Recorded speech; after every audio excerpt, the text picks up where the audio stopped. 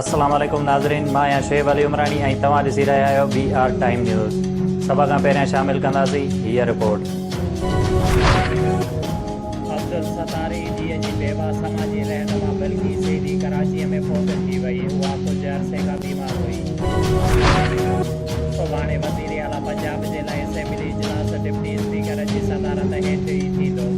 Lahore high court फ़ैसिलो ॿुधाए छॾियो। रुकनी बेंच सिंगल बेंच जो फ़ैसिलो बरक़रार रखियो। अदालती फ़ैसिले में चयो वियो आहे त वज़ीर आला जो इंतिख़ाब शफ़ाफ़ ऐं गैर जानबदार अंदाज़ में करायो वञे।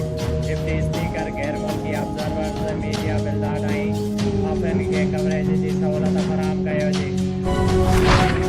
आर्टिकल 63 जे तहत नाअहलीअ जी मुदत जे तइन मुतालिक़ सदारती रेफरेंस जी समाअत 18 अप्रैल ते थींदी। चीफ जस्टिस उमर अता वलिया जी सरबराहीअ में 5 रुकनी लार्जर बेंच समाअत कंदी।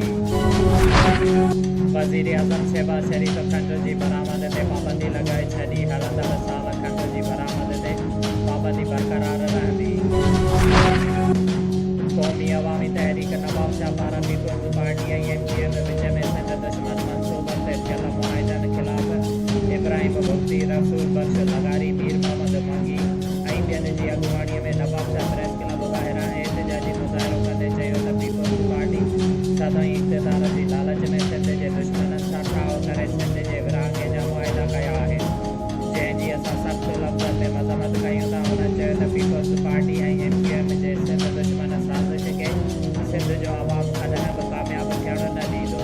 हुननि चयो त सिंध जे वॾनि ते जॾहिं बि वार थियो आहे त असां जो महबूब क़ाइद अयाज़ लतीफ़ वली जो सदाईं अॻी सिफ़ में बीठल नज़र आयो आहे। कराड़ीअ जे मुख़्तलिफ़ ॻोठनि में गाए माल में लिंबी स्किन बीमारी फैलिजी वई, जंहिंजे करे मालवंद जा केतिरा ई क़ीमती गाबा, ढगा ऐं जॻियूं मरी विया आहिनि।